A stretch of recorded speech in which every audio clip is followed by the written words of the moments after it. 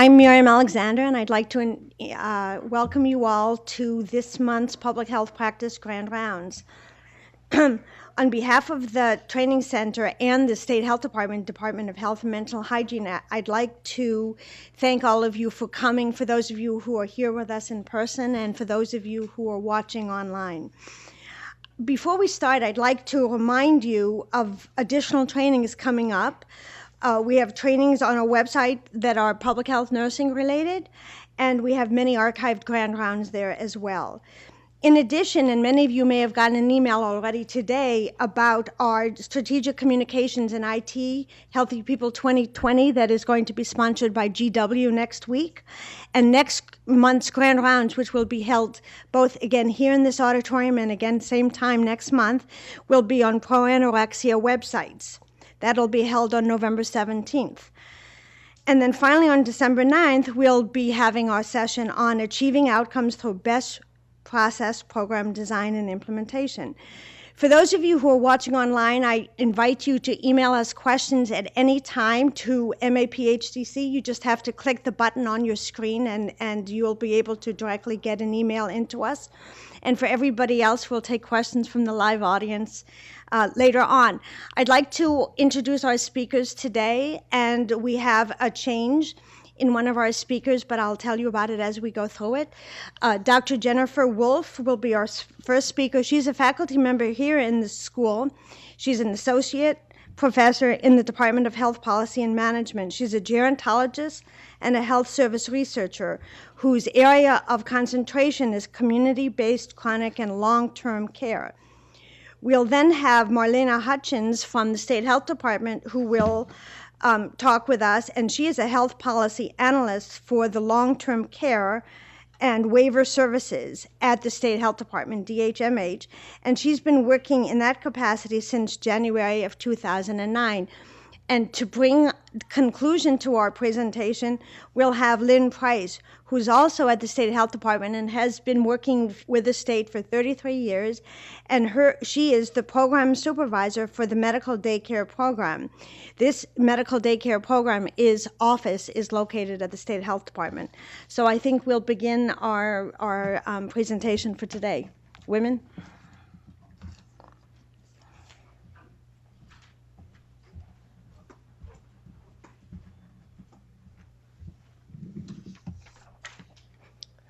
Well, hello. I'm delighted to be here today. I'm talking about issues that are very near and dear to my heart. I'd like to start off by just talking about the scope of the issue, the reason that aging and the demographic transition is such an important issue for all of us today. I'd like to then describe some of the issues around thinking about aging in place, some trends in disability rates, strategies in terms of thinking about living and coping with disability and long-term care. I'd like to talk a little bit about who pays for long-term care and the importance of Medicaid, and then set the stage for Marlana and Lynn to talk about what's happening in Maryland Medicaid around long-term care. So I'd like to start off by just asking the audience about what factors contribute to the age structure of a population. It's very hard to pick up a newspaper today and not read stories about issues in pension funding and Social Security and issues around retiree health coverage. Today's the cover of Time magazine this week is about Alzheimer's disease. There also are cover stories on the New York Times about the secrets of centenarians, and a recent book that was just issued on the shock of gray. So what factors are leading us to be in a situation where we are experiencing such unprecedented change in our age structure? Public health, obviously. Public health. I know there are a couple of you who might know the answers. No speakers? Fertility. There have been tremendous changes in fertility rates. What else? Declining mortality. Declining fertility and declining mortality, and then also changes in migration. These really have shifted the age structure, and the age mix of the world is really turning upside down at an unprecedented rate. And we can think about a variety of ways to measure the demographic transition. We can talk about numbers of older adults. We can talk about the proportion of the society that's over a certain age, or average life expectancy. And by all measures, really, the U.S. as well as the world is experiencing a tremendous shift in the population structure. The numbers here on this slide show the percentage of the world population over the age of 65 and under the age of 5. And you can see that for the first time in 2018, there will be more individuals over the age of 65 than there are under the age of 5. In the U.S., we experienced a tremendous shift in life expectancy. We experienced an increase of about 30 years over between 1900 and 2000. In 1900, the average life expectancy was about 46. And by 2000, individuals born in the U.S. could expect to live to 76 years of age. And there's no sign that this shift in life expectancy and these increases are diminishing. So I just wanted to show this slide presents what we call a U.S. population pyramid. And so if you look at 1900, you can see each bar presents 5-year birth cohorts. So the bottom strata in 1900 were individuals who were born between 1895 and 1900. And as you move up the age population pyramid, you see individuals reflected in a birth cohort that were born 85, 90, and 100 years ago. And what this shows is that in 1900, we had the age structure was very much in a pyramid. And this reflects larger fertility rates. And with the declines in the size of the birth cohorts, that reflects attrition over time due to mortality. And what we see is if we move to the right and look at the age structure in 2030, as a result of declines in fertility, the size of the birth cohort at the very bottom, individuals ages 0 to 5, is much smaller because of smaller fertility rates. And as we move up the age structure, you see that it's become more rectangular because individuals are increasingly living to older ages. So this is what we call the rectangularization of the population. It's very impressive to think that in 1900, there were only about 3 million individuals over the age of 65. They were about 4% of the population. And by 2030, it's estimated there will be about 78 million adults over the age of 65, about almost 20% of the U.S. population. So this has profound effects when we think about a whole range of social structures. When we think about families, we can think about the shifting dynamic of having large families with many, many children to more beanpole families where individuals have great grandparents and grandparents and parents, and there are fewer children at the bottom. Here I just wanted to make the comment that individuals are not only increasingly living to age 65, but also into the oldest age groups. So you can see that there's been increases in the numbers of individuals over the age of 85. In 1900, there were about 100,000 individuals 85 years and older, and today there are about 6 million individuals 85 and older. And this same shift has been experienced in terms of the number of centenarians. The number of centenarians has more than doubled from about 40,000 in 1990 to close to 100,000 using census data. And with this increase into the oldest age groups, we're experiencing greater numbers of individuals who have more needs. And so they have more pressing needs for services, for both medical and social services. So when we think about aging in place, we're really talking about continuing to live at home and in the community. So this is really has to do with the interplay between individual capabilities and environmental demands. So we're talking about people being able to stay out of an institutional facility, which is really, without a doubt, what most people want. And it's also, as a society, much less costly. So there's a lot of reasons to think that this is desirable. There also are a variety of ways we can think about being able to improve people's abilities to age in place. We can think about both increasing individuals' health into older ages, so their ability to live independently in the community, but we can also think about ways to improve the environment. So individuals could live into older ages, perhaps with some declines in functioning, but in a more forgiving environment. So this raises the potential for us to improve people's ability to age in place, both through individual efforts in lifestyle and behavior, as well as through societal and social policies that allow, that extend the built environment and make it more friendly for individuals who are coping with an impairment of some sorts. So up until now, we've been really talking about aging in terms of chronological time or in terms of socially constructed benchmarks, 65, 85, 100. And age also, though, refers to physiologic processes in terms of gray hair, wrinkles, in terms of changes in our underlying cognitive abilities, physical abilities. And this picture presents obvious limitations to thinking about chronological time. And the woman on the left, obviously, she looks fairly sedentary, sad, and she's sort of staring off into space. And the man on the right is vibrant, fit, and active. I'm not sure I could even do that, and I'm certainly not approaching 65. But both of them have gray hair.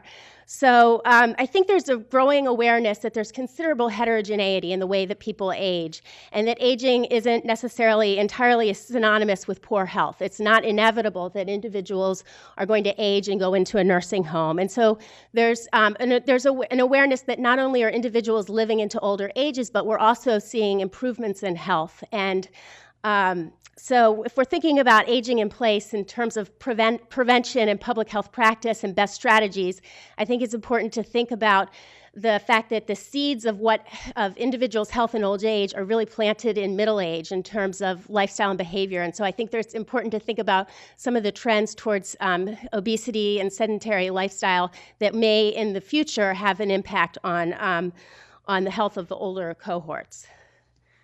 That said, we're thinking about aging in place. We're really talking about a floor of abilities. We're talking about functioning at a fairly low level in terms of being able to stay at home in the community and being able to take care of oneself and perform household activities. And these data present a trend analysis of disability using the National Health Interview Survey over about a 20-year period. And what it shows is that we've experienced fairly substantial declines in disability rates among older adults. This is data for older adults 70 years and older. And it shows that in 1983, disability rates overall were about 22%, and they declined over the following 20 years or so to about 14%. This is an annual decline of about 0.4% per year.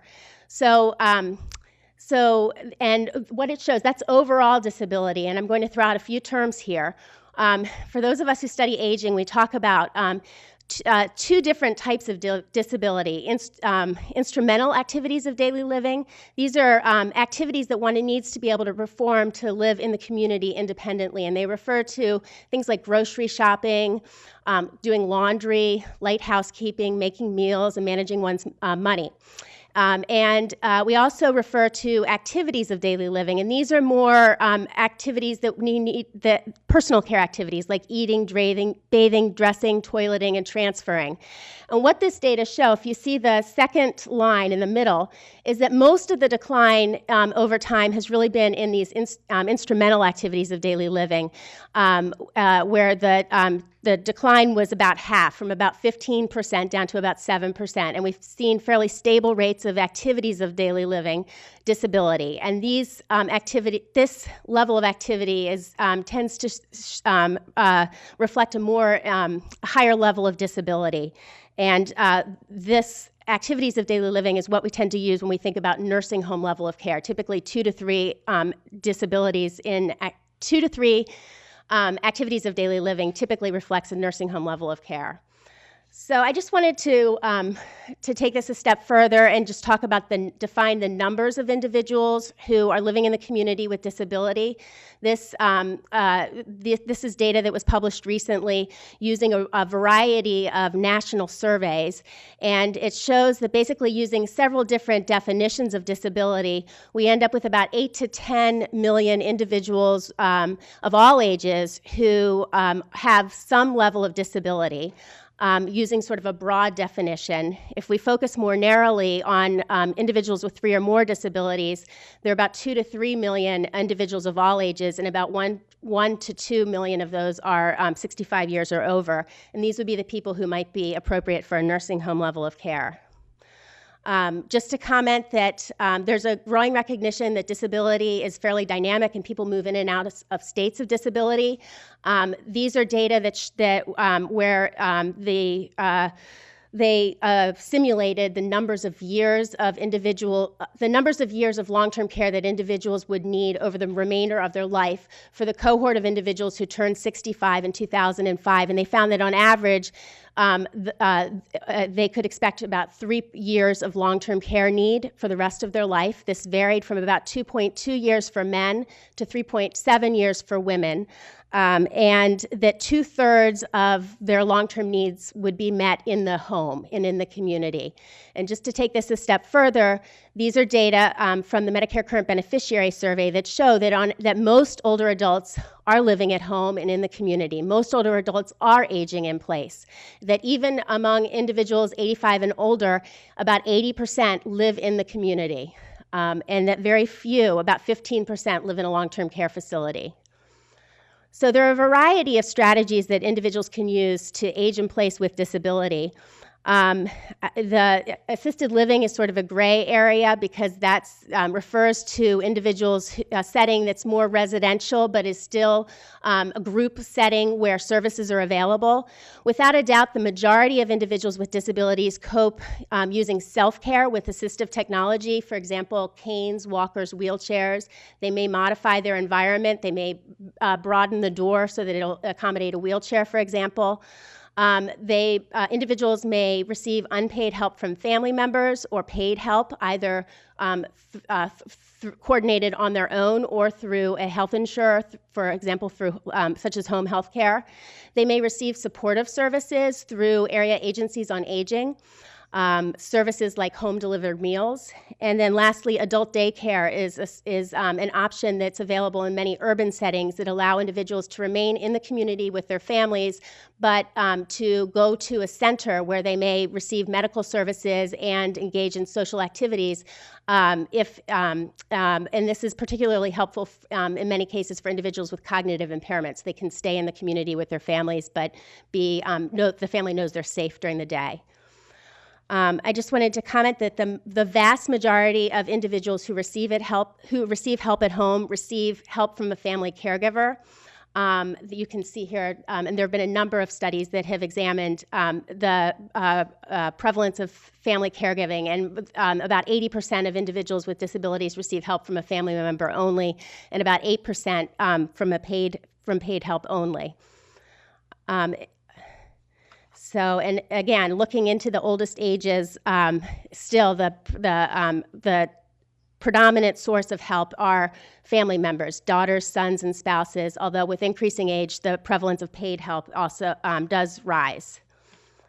So numbers on long-term care financing are few and far between and hard to come by because of the fragmentation of financing.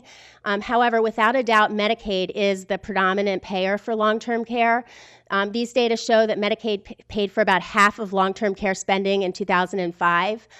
It's always important to look at these numbers critically. Medicare does not cover long-term care. Medicare covers short-term post-acute care upon discharge from the hospital. So to accurately reflect long-term care spending, we would want to remove the estimate of payment by Medicare, and we would also want to account for the fact that most older adults are receiving help from a family member, and that by definition does not appear here in this slide.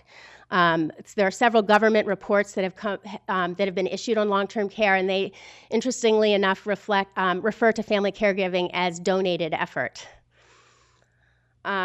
This is the same data that I presented before on the simulated need for long-term care, where the authors also examined the payment sources for long-term care across a variety of settings. And again, Medicaid, which is shown in gold, is the predominant payer of nursing home care, followed closely by out-of-pocket expending. So just to comment a few words on Medicaid. Medicaid was established in 1965 as Title 19 of the Social Security Act. It's been described as a legislative afterthought to Medicare. It's a federal-state partnership. It's a means-tested entitlement, open-ended entitlement program for the quote-unquote deserving poor.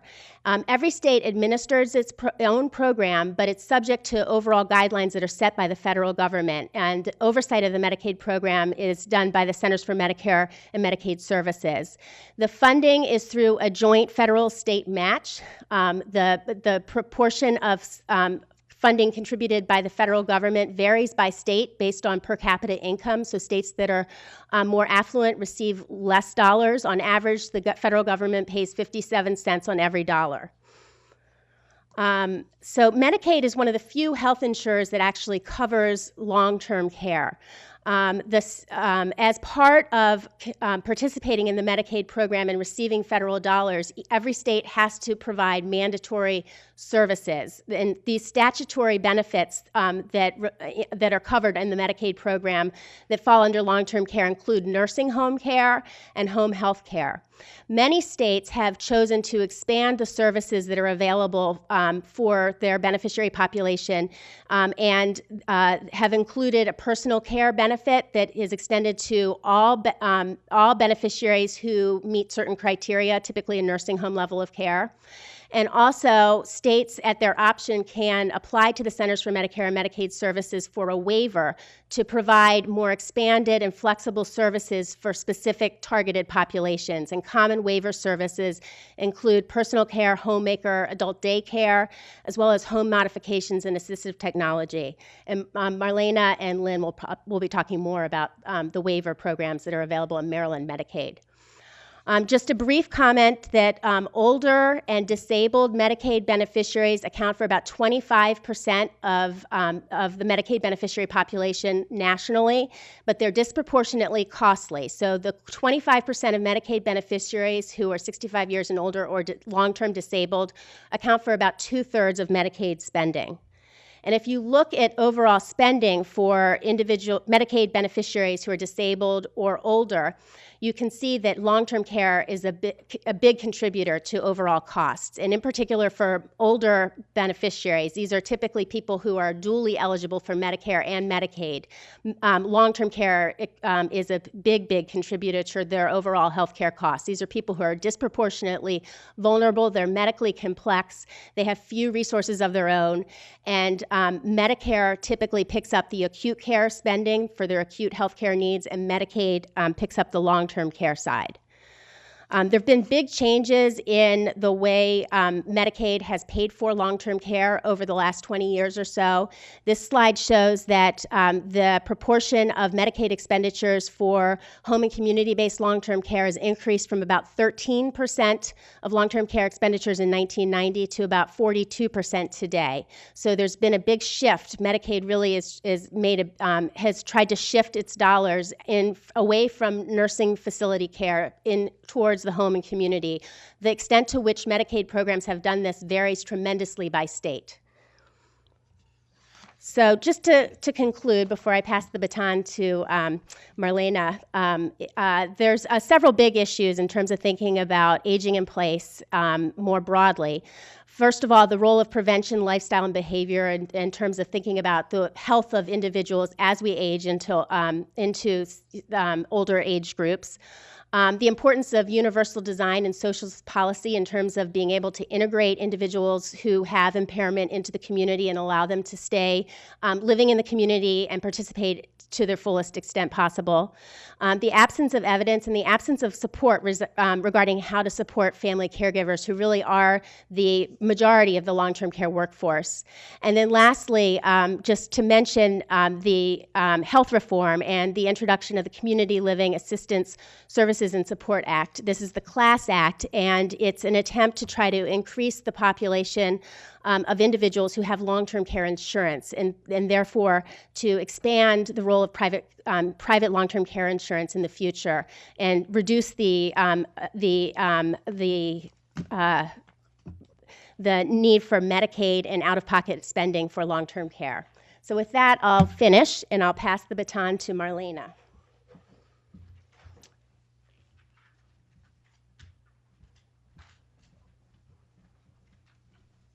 Thank you. Good afternoon. Again, my name is Marlana. I'm here from the Maryland Medicaid program, and I wanted to just speak briefly to you about Maryland's long-term care programs, specifically the waivers that support aging in place. I'm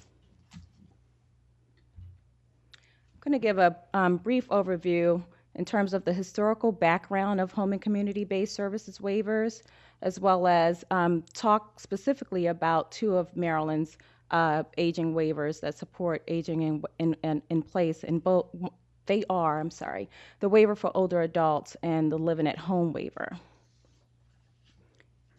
Okay, in terms of what a waiver is, under the Section 1915C of the Social Security Act, Maryland law authorizes the Secretary of the U.S. Department of Health and Human Services to waive certain statutory requirements. Those requirements are financial eligibility rules. Currently, Maryland can cover individuals up to 300%, which is approximately $2,022 a month. We can also expand the number and types of services that aren't ordinarily offered to people receiving state plan services. For instance, respite, environmental modifications, and home delivered meals. Waivers do not have to be offered statewide.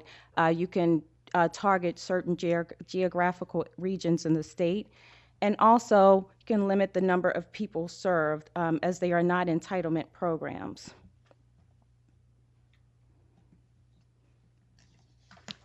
In 1999, there was a huge ruling by the Supreme Court called the Olmstead decision, and basically it addressed the unnecessary segregation that was happening to individuals that were living in long-term care facilities who actually wanted to live at home. And what happened is, when appropriate and also reasonable to do so, individuals can be served in a community setting. So the Olmstead decision actually affected those at risk of institutionalization, and I'll go into further detail with that. With Maryland, we were able to have a huge initiative called the Maryland Money Follows the Individual policy in 2001. Maryland started many of its waivers in 2001, and when those waivers reached their caps, Maryland did two things. We created a registry for the waivers, as well as developed MFI. So MFI actually allowed Maryland to use the money that it was paying individuals to live in institutions to fund waiver slots. So these individuals did not have to go onto the registries. The money was actually used to fund a waiver slot so the person could transition from the institution to their homes. Then we had statutes in 2003 and 2004, Money Follows the Individual Act and Money Follows the Individual Accountability Act. And those efforts basically supported those statutes actually supported Maryland's efforts of implementing MFI. Then in 2007, Maryland applied for the Money Follows the Person, and we actually received approval for the Maryland Follows the Person demonstration, which was enacted by the Deficit Reduction Act. So with this, Maryland was able to get out into the communities, also into the institutions, provide peer counseling, outreach and education, and housing assistance. We were finding people advising them about the Medicaid waiver programs and actually convincing them to leave the institutions and come live in the communities. Maryland has 9 home and community-based service programs. They are the Autism Spectrum Disorder, Community Pathways, Living at Home, Medical Daycare, Home Care for Disabled Children under a model waiver, New Directions, Residential Treatment Center, Traumatic Brain Injury, and Waiver for Older Adults. Community Pathways and New Directions are DD waivers that serve developmentally and intellectually disabled individuals. Community Pathways is Maryland's largest waiver, and the New Directions waiver actually affords individuals the opportunity to have more consumer-directed services. In terms of rebalancing long-term care, Maryland's DD populations are the most successful. The majority of the DD populations are being served in the community. And as some of you may know, Maryland was able to close ICFMRs. The most recent was Rosewood in fiscal year 2009, and we're continuing to find ways to serve individuals in the community versus the institutional setting. In terms of the waiver for older adults implementation, at first in 1993, the waiver was called the Senior Assisted Housing Waiver. It had 135 participants, and then later in 2001, we received more funding and the waiver was expanded. New services were offered. People were able to receive services in their homes, as well as licensed assisted living facilities in the community. We also were able to provide services to 1,135 participants. The name had changed from Senior Assisted Housing Waiver to Waiver for Older Adults. Technical criteria was changed. The age was changed from 62 to 50. And we were also able to provide additional services such as transitional and dietitian services.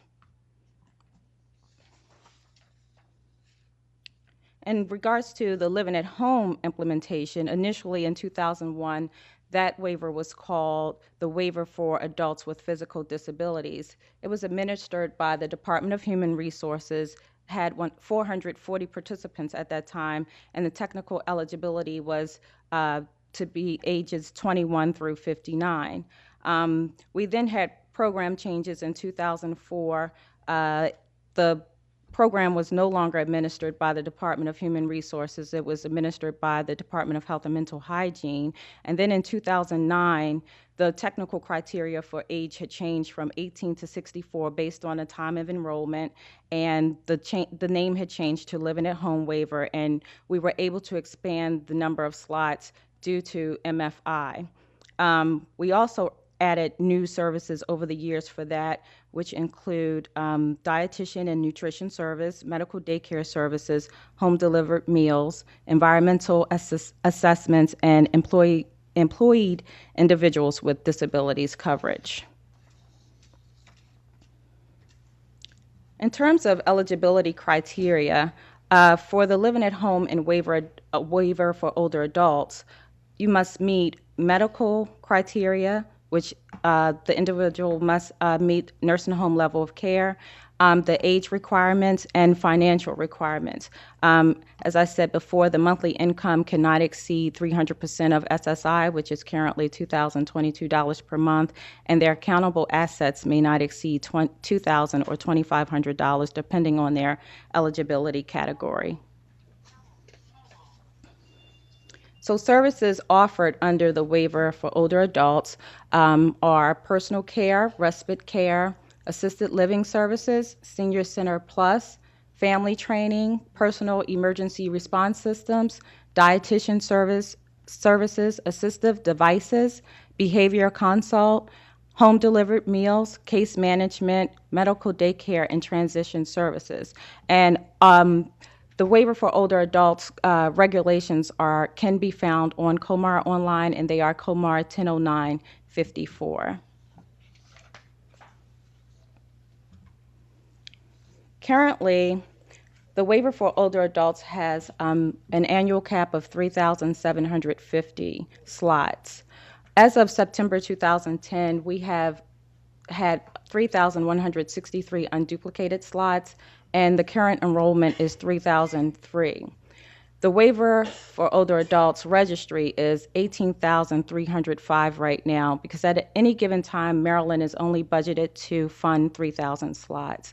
And the registry is first come, first serve. So to fill attrition, approximately 100 applications are mailed to individuals on the registry each month, and those individuals must meet the eligibility criteria that I just mentioned. Services under the Living at Home waiver include attendant care, nursing supervision, assistive technology, PERS, environmental assessments, environmental accessibility adaptations, medical daycare, consumer and family training, case management, transition services, home delivered meals, and dietitian and nutritionist services. Currently, the Living at Home waiver is also closed to community applicants. As of September of this year, we have a current enrollment of 583 participants, with unduplicated participants being 590, and that's for the fiscal year, so that started. These numbers actually are from July 1, cumulative numbers are from July 1 through September 30th, 2010. The registry is 3,228, and we are accepting applications from individuals in institutional settings.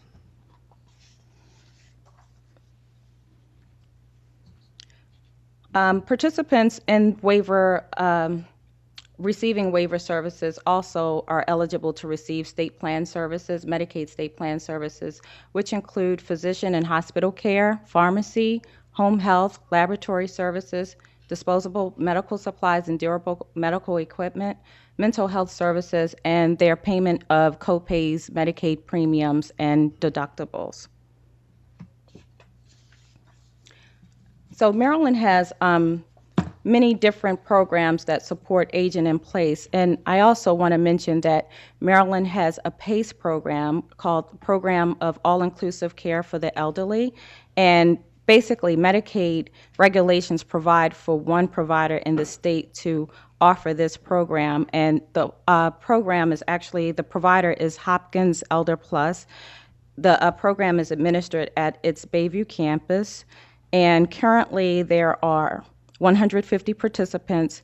The program is capped right now, and it's as it's operating at full capacity right now. So with that, I would like to invite Lynn up so she can talk about more of our state plan and nursing services.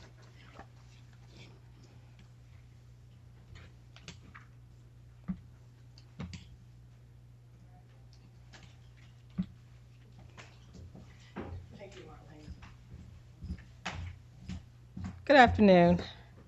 I'm going to talk about several of the other waiver programs that Marlana has not spoken about, in addition to some other services that the Department of Health and Mental Hygiene provides for individuals in the community.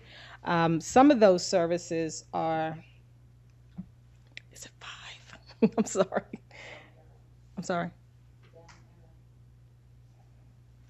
Oh.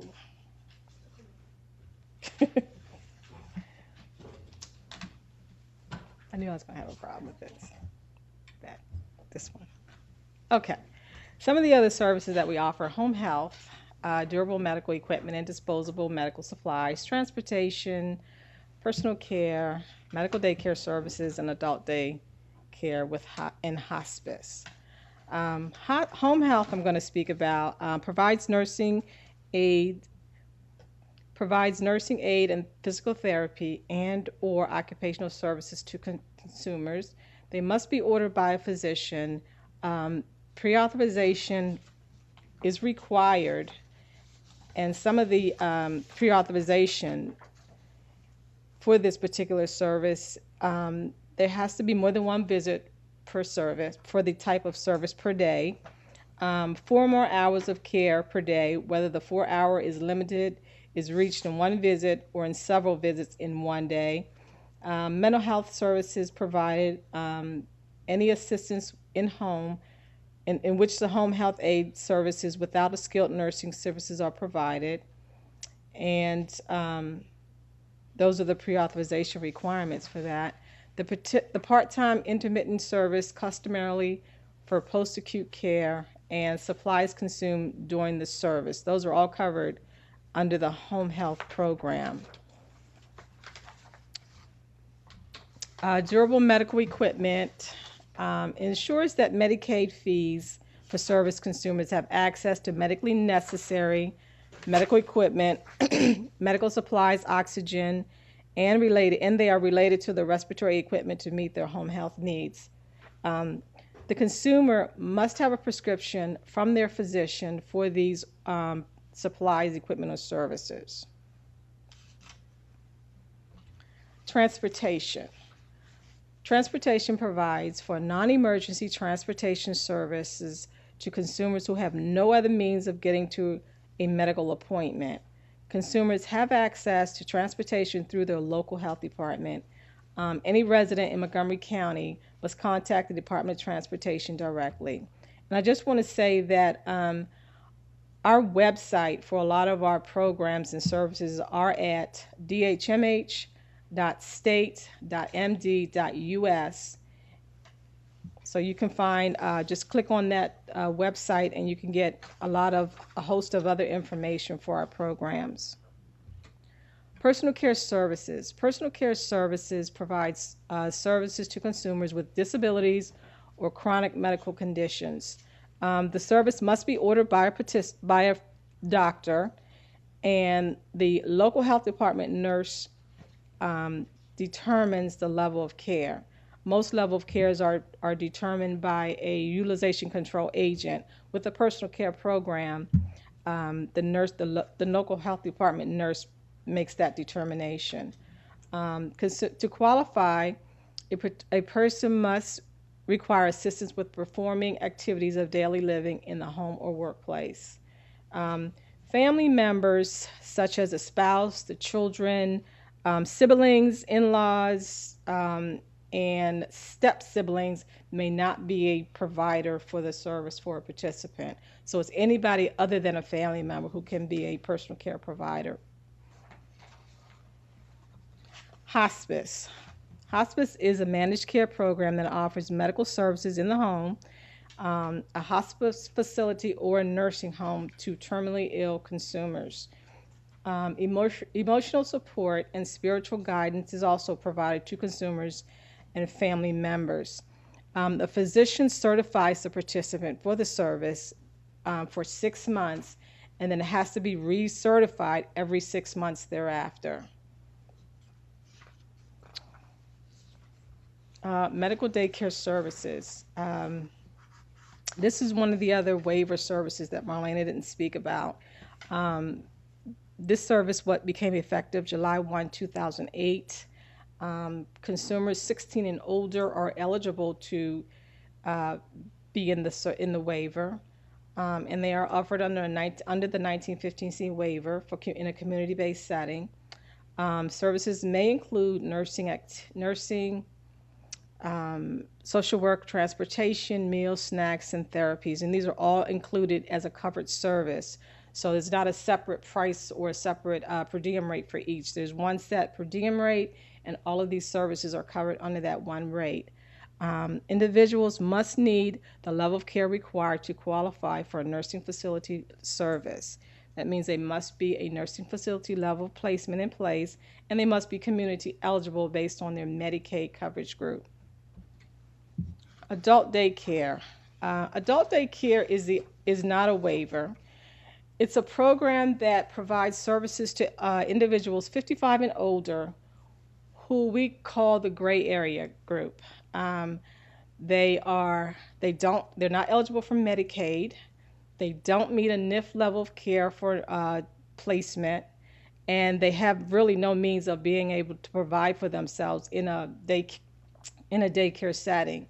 So what this program does, it provides state funds to certain medical daycare centers where these people can access the service at the center, and there's usually just a small copay that they may have to pay depending on what their income and assets are. And they must have an AIRS recommendation, which means a local health department nurse must come in and do an evaluation, and the nurse must recommend daycare services or any other services that they might need.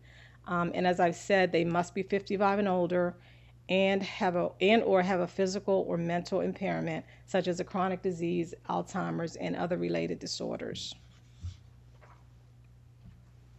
And that looks like that's the end of my program. Thank you.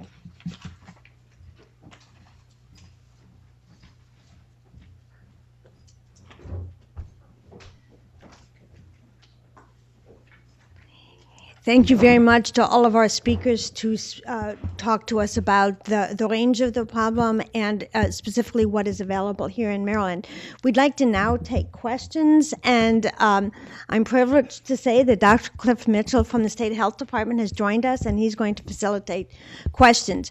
For those of you who are joining us on the web, please email us your questions by clicking the link on our website, and then I will pass the questions on to Dr. Mitchell. Cliff? Thanks, Dr. Alexander, and I want to thank all of our panelists very much. This collaboration between the Department of Health and Mental Hygiene and the Mid-Atlantic Public Health Training Center at Johns Hopkins is very fruitful, and it's a pleasure to be working here with all of you. So we can certainly take questions from the audience if there are any questions right now. Ma'am? This is a question for Ms. Hutchinson. So you mentioned that the registry for the living at home waiver is 18,000 people, and the cap is somewhere in the high 3,000s. Is there anything that we all can do as advocates to help support the State Department, the Department of Health and Mental Hygiene, to increase that cap? Because I assume you've done the work that it saves money, and so it seems kind of a no-brainer to try to increase that cap. Just want to clarify that the 18,000 plus registry is for the waiver for older adults. And yes, we are working expeditiously to try to get increased funding. It's all about the funding. So right, I was wondering if there's anything we can do to help with that. Just help lobby for additional funding for the slots. And that would be a state amount of money, or that would be federal money? It's both state and federal. Okay. Yes. All right, thank you very much. There's a question from the our online audience, which I think is probably for either one of our DHMH representatives. How do people find out what they're eligible for, and what are the barriers to getting services that you've identified?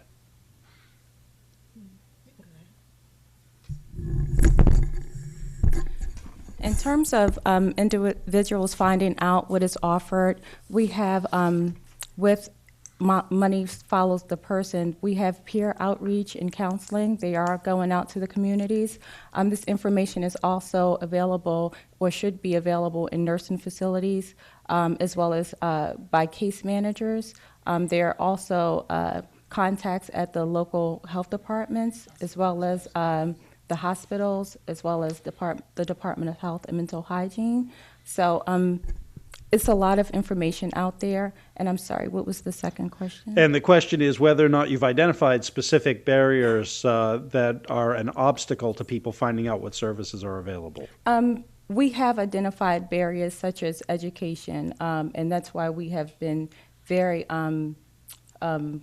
we've been pushing to get materials and the information out there by having these kind of forums, as well as going out throughout the state. Also, housing, we found, is an issue for many individuals trying to get into one of our waiver programs, specifically the living at home waiver. Housing is an issue, and with all of the waivers, funding is an issue. Dr. Wolff, did you want to comment at all about more general or generic barriers to living at home, particularly in terms of access to resources? I guess, well, I'm not obviously at the grassroots level, but my understanding is that there's a lot of variability across the country in terms of the resources that are available through area agencies on aging, both across states and within states. And I think that there's been a focus more recently in trying to make one-stop shopping one-stop shops in terms of being able to better provide information to individuals in a single location through rather than about a broader range of services that may be available through a variety of state programs. But I think it is a problem and it's a challenge because of the fragmentation of funding. Thanks very much. Questions in the audience? Dr. Alexander.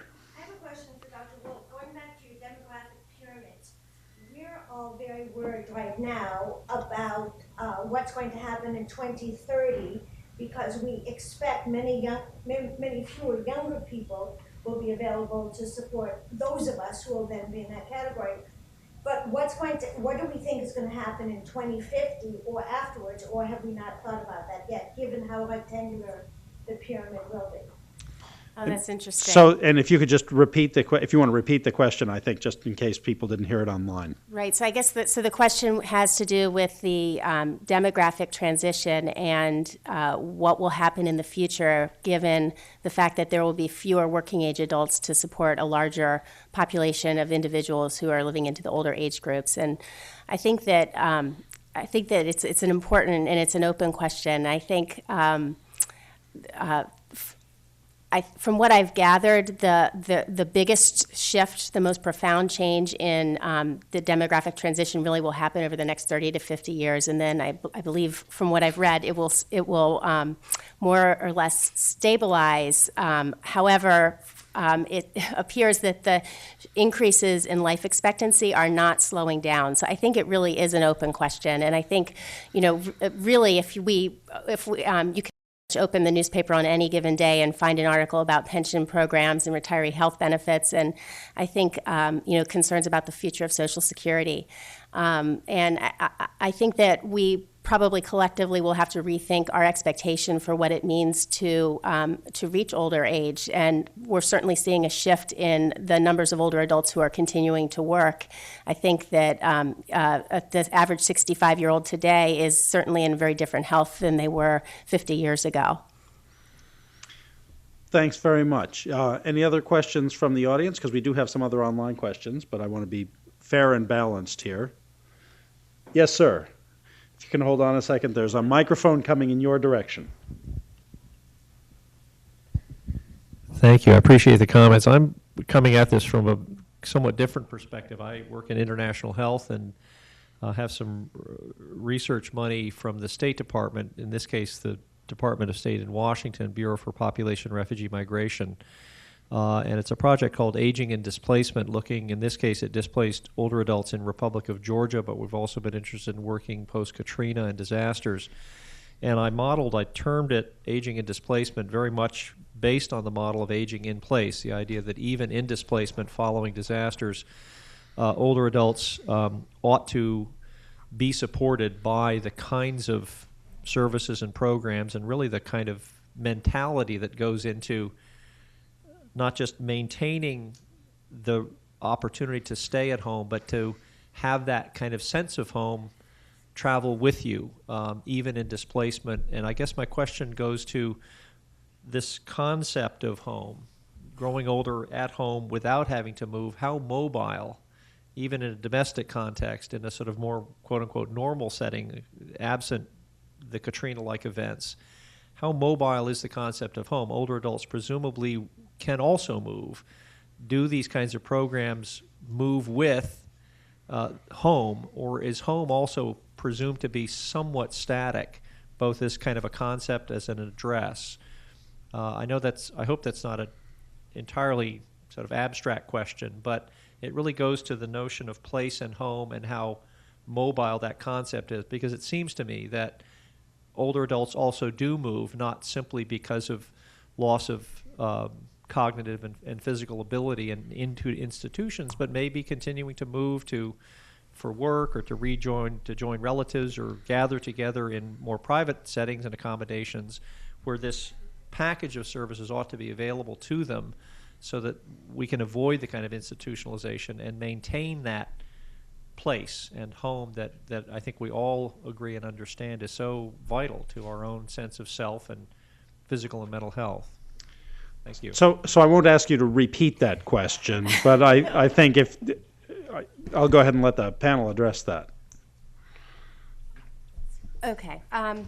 So I think the question has to do with the sense of home, whether or not that is something that could be is movable. That older adults, certainly the literature shows that most older adults do live in their home. That most older adults continue to live into older ages in the same home that they lived in as when they were raising their family. So the average duration of home residence is very stable.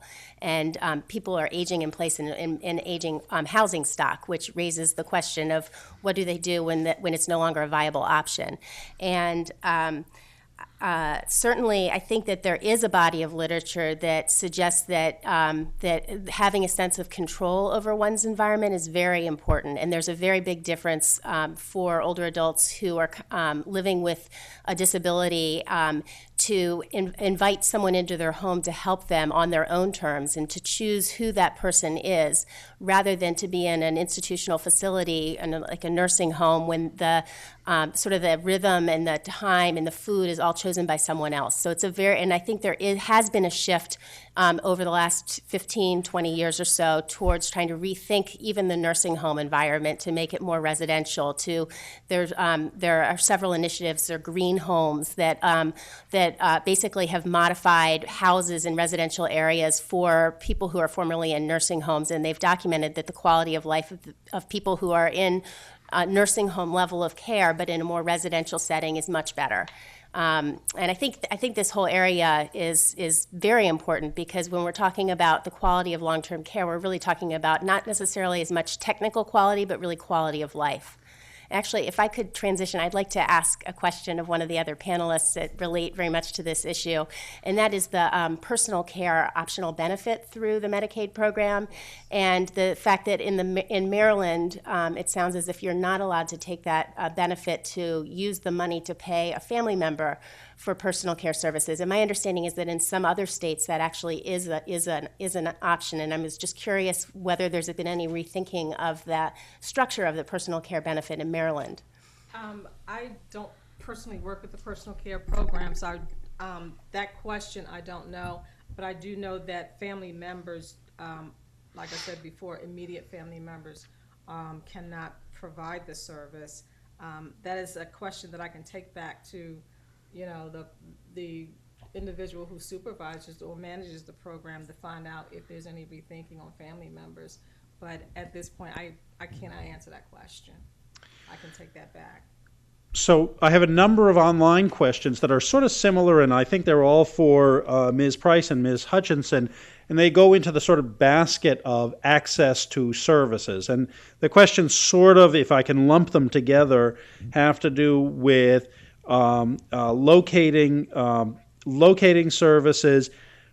What about the issue of spending down, and what proportion of people or what number of people end up having to spend down their assets in order to qualify for services? What's the best way to apply for and obtain nursing home levels of care for someone who wants to access a community waiver program? And then the final sort of spin on that is whether you could describe provisions for the elderly under the Class Act as part of healthcare reform.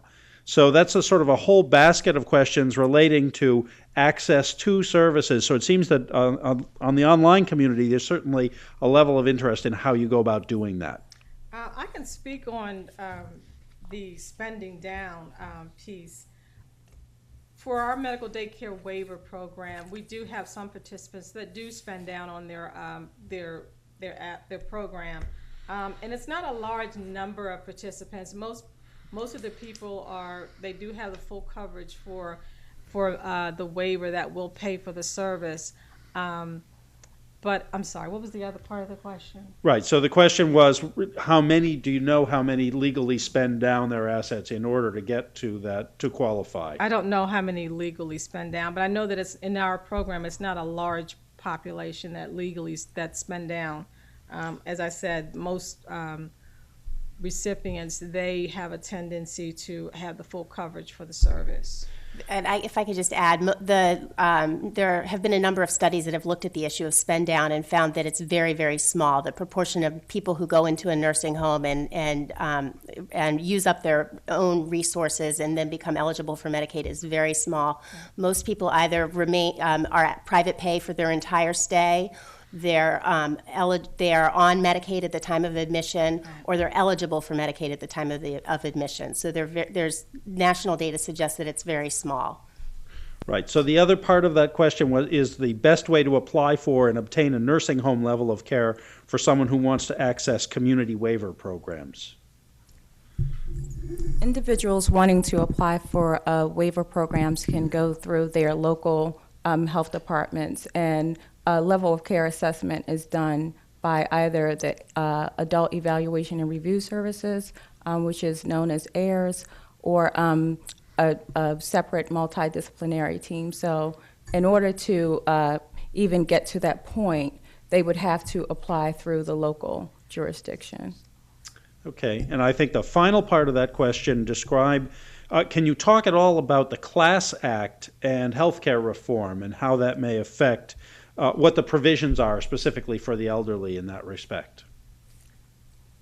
Go ahead if I don't have any yet. Okay, so the Class Act it's a new private long-term care insurance program that does not yet exist, and the actual stipulations and the structure of the program have yet to be rolled out. But the concept is that it's a new benefit that will be available to all individuals who are working, and so it's in the level of resources that level of income is actually fairly low. I think it's like $1,200 a year. But it will be an opt-out benefit. So individuals who are working will be automatically enrolled into this benefit. And it will involve monthly premiums by individuals and it will be entirely self-sustaining. Individuals will pay into the program for about 5 years, at which point they'll then become eligible for what will be a cash benefit. And the amount of premiums is yet to be determined.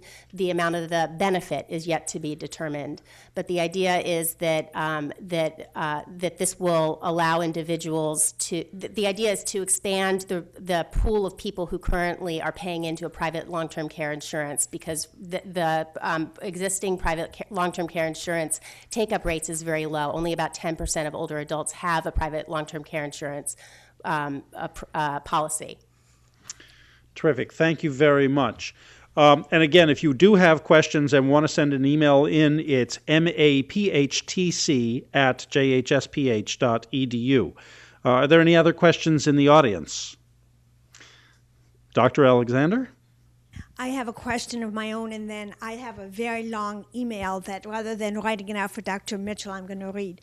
I'm interested in what we know about free-living elderly adults who may spend down assets several years before they think they're going to need the services. And I just happened to have been at a dinner last night with a bunch of people about my age who were talking about how their parents were setting up trusts and developing all kinds of different legal tax ways of shunting their assets to their children so that they could then be eligible. Do you have any? Okay, I'm sorry, I don't have the information for that. But I can certainly take that back and get that question answered.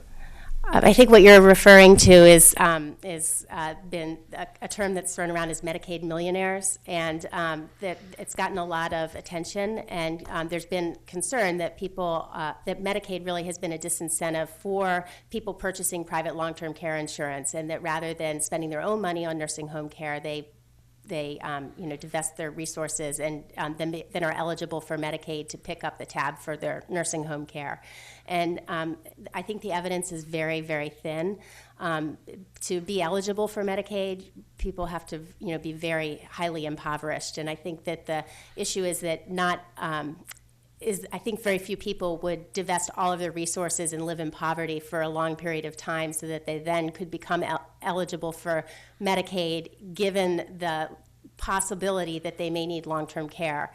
And however, it used to be that before Medicaid does look at your assets. They do an exhaustive search evaluation of your income and your resources before you become eligible. And it used to be that there was a 2 to 3 year look-back period before you would be considered eligible, where they would look at whether or not you'd transferred assets, and that was extended in 2005 under the Deficit Reduction Act to 5 years.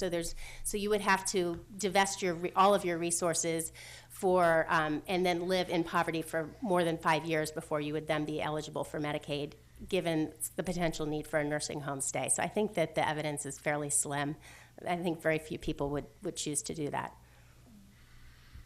So, Miriam, did you want to read that let email? me read you this one because it's a bit longer. It says, what strategic comprehensive approach is used to address overall health needs as well as an immediate need? For instance, with a MOI, if a person receives assistance for mental health needs, is there also a consideration of long-term, say, physical needs of that individual so that mental health is improved, but then overall physical health has deteriorated? Within Maryland's Medicaid waiver programs, each participant gets what they call a plan of care or plan of service that addresses all of the individual's needs to maintain them safely in the community. So for our intellectually disabled as well as our mental health waiver participants, it's a full comprehensive plan for that individual so that they are able to live safely in their communities at a better quality of life than living in the institution. So let me just follow that on with a question as well. Given the emphasis on evidence-based outcomes research and the need that Dr. Wolff identified in one part of this to look at what evidence we have that the practices, strategies that we're looking at today for keeping people in the home are the ones that they need, the cost effectiveness of various Medicaid waiver policies. Is there a body of research or collaboration between either the federal government or states and academic institutions to look at some of the strategies that are in use now or are being proposed as a means of evaluating which ones actually contribute to people being able to stay in the home?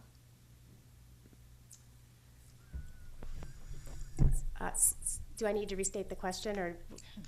Only if you didn't understand it. Okay, so basically you're asking whether there's a body of evidence regarding the cost effectiveness of services that are being provided through Medicaid waiver programs. That's correct. They're geared towards aging in place. And really there is, there's been a lot of research, particularly in the 1980s, focusing on community-based long-term care and whether there is a possibility of providing more services in the community at a lower cost and keeping people out of nursing homes. And it's a very challenging area because if you present the opportunity for Medicaid to cover nursing home care, very few people will choose to go into a nursing home. They basically, it's not a very attractive option. However, if you choose to expand the scope of services through the Medicaid program to cover a range of supports that allow people to age better in place, many, many people will choose to try to access that service. And we saw information about registries, and certainly that's been the experience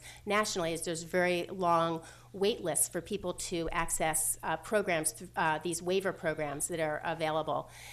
So the issue, and so it's it's also very unclear who to target. It's very unclear who will go into a nursing home, and oftentimes it's not necessarily the medical needs or disabilities. It's really the availability of family supports in the community that determine who will go into a nursing home. So I think it's very unclear exactly who to target, and as a result, we don't have a good evidence base around what services are cost effective, and the way the services are currently structured, we don't randomize people to go to a particular waiver program. So there's no great way to evaluate which programs work. Did you want to comment on that? No. Okay, good. Are there any other questions? If not, what I'd like to do is close the session by, first of all, thanking our speakers with a round of applause. Thank you very much for excellent presentations. For those of you online and those of you in the audience, on behalf of Secretary Colmers and the Department of Health and Mental Hygiene, it's a pleasure to have this collaboration between the Johns Hopkins Mid-Atlantic Public Health Training Center and the Department of Health and Mental Hygiene. This is a continuing monthly series of Grand Rounds, which is now in its third year, I believe. Very productive collaboration. We've had, in some cases, up to 1,600 online participants in some of our grand rounds. And so I want to thank Dr. Alexander, Molly Mitchell, the staff of the Mid-Atlantic Public Health Training Center, and Johns Hopkins Bloomberg School of Public Health for continuing to host this important collaboration, and to thank our speakers again for a really superb presentation. Thanks all very much, and we'll look forward to seeing you next month at this same time.